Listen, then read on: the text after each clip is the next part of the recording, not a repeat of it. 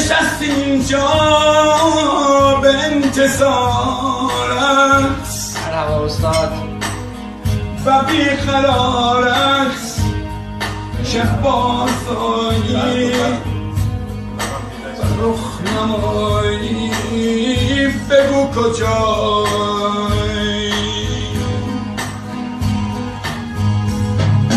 تو